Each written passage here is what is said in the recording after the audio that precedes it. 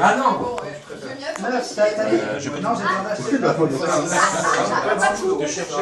Un 3, qui veut un 3, un 4.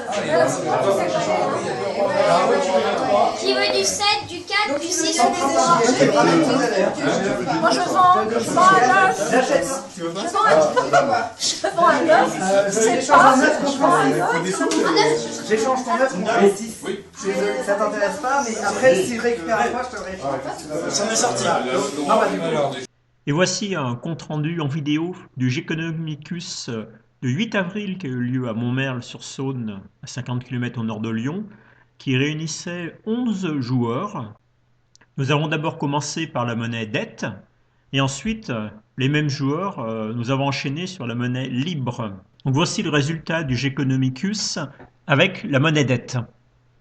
Donc nous voyons que pour les 11 joueurs, donc au bout de 10 tours, ont accumulé en moyenne 21 en valeur, ce qui est assez faible, avec des disparités quand même assez importantes entre les joueurs. On voit ici Jean-Yves qui a créé très peu de valeur au final, et Marie-Sophie, elle, qui a créé par rapport aux autres davantage de valeur. Alors, on sait que Marie-Sophie, elle, a réussi à contracter aucun crédit auprès de la banque, ce qui lui a économisé les intérêts et ne s'est pas fait saisir ses biens si elle n'avait pas pu rembourser ses crédits, alors que la plupart des autres joueurs, pour pouvoir rembourser leurs crédits, ont dû faire saisir une partie de leur valeur. Donc l'écart type est un peu plus de 50% entre les joueurs. Donc maintenant, si on ajoute la banque, donc dans les résultats, la banque, elle, a créé un petit peu moins de 100 en valeur. Et effectivement, ses revenus à elle étaient liés aux intérêts qu'elle prenait sur les crédits et aux valeurs saisies en remboursement des crédits que les joueurs ne pouvaient pas rembourser par manque de monnaie. Donc, effectivement, en ajoutant la banque, la moyenne monte un petit peu et l'écart type, par contre, est élevé. Ce graphique montre la quantité de crédits contractés par l'ensemble des joueurs et la monnaie en circulation. Donc au premier tour, 8 joueurs sur les 11 joueurs ont contracté un crédit de 3 billets. Donc on a 8 x 3, 24 billets en crédit et 24 billets en circulation. Au deuxième tour, donc, il a fallu rembourser des intérêts au taux de 1 billet pour un crédit de 3. Donc, ici, chaque joueur ont remboursé 8 pour les 8 crédits. Donc, on n'a plus que 16 billets en circulation pour toujours un crédit total de 24.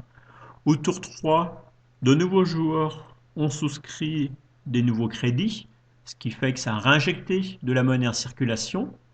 Au tour 4, par contre, donc, quelques joueurs ont remboursé leurs crédits ou se sont fait saisir des biens et les autres joueurs ont continué à rembourser leurs intérêts. Donc, il y a eu de moins en moins de billets en circulation au tour 4. Au tour 5, il y en a un peu plus, il y en avait 11 en circulation. Au tour 6, on est tombé à 5. Au tour 7 et au tour 8, on est tombé à 2 billets en circulation pour 11 joueurs. Donc, autant dire que les échanges étaient assez laborieux. Ils ont dû mettre beaucoup d'énergie pour arriver à faire circuler ces 2 billets pour pouvoir pouvoir faire des échanges. Au tour 9 et 10, quelques crédits ont été contractés, d'autres ont été remboursés, ou plutôt des biens en valeur ont été saisis. On voit que l'écart entre la totalité des crédits accordés et les billets en circulation est élevé. Ici, là, au tour 6, on a 5 billets en circulation pour un total de crédit de 27. Donc on a 1 pour 5. Au tour 7 et au tour 8, on a 2 billets pour 12 ou 15 total de crédit. Donc on a des écarts très élevés entre les crédits et la monnaie en circulation. Lors de ce Geconomicus, le banquier était assez restrictif sur les crédits accordés aux joueurs, ou en tout cas il a appliqué des règles de prudence pour lui très élevées. Donc par exemple, quand un joueur devait souhaiter un nouveau crédit, le banquier s'assurait qu'il avait en valeur de quoi pouvoir rembourser ce crédit plus ses intérêts, plus 50% en cas de saisie. Donc, ce qui fait que les joueurs ont créé assez peu de valeur en moyenne et que la banque va créer un peu moins de 100 en valeur. Si elle avait permis qu'il y ait plus de billets en circulation, les joueurs auraient pu créer plus de valeur et la banque aurait probablement pu encaisser plus d'intérêts. Dans le jeu Economicus que j'avais animé en décembre, au contraire, la banque avait été très permissive, elle avait attribué facilement des crédits, donc les joueurs avaient créé beaucoup de valeur durant la partie. Par contre, quand il s'agit de rembourser les crédits, les joueurs n'avaient pas de monnaie pour cela, et la banque a dû saisir la totalité de leur valeur, quasiment, et ce qui fait que les joueurs, au final, avaient très peu de valeur qu'il leur restait. Donc on a vu qu'avec la monnaie dette, en fonction de comment se comporte la banque, c'est-à-dire si elle est permissive pour attribuer des crédits ou si au contraire elle prend des règles de prudence élevées, les joueurs auront plus ou moins de monnaie en circulation et les échanges seront plus ou moins facilités.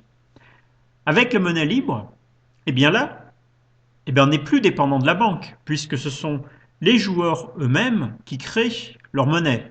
Donc chaque joueur, à chaque tour, a son dividende universel en billets.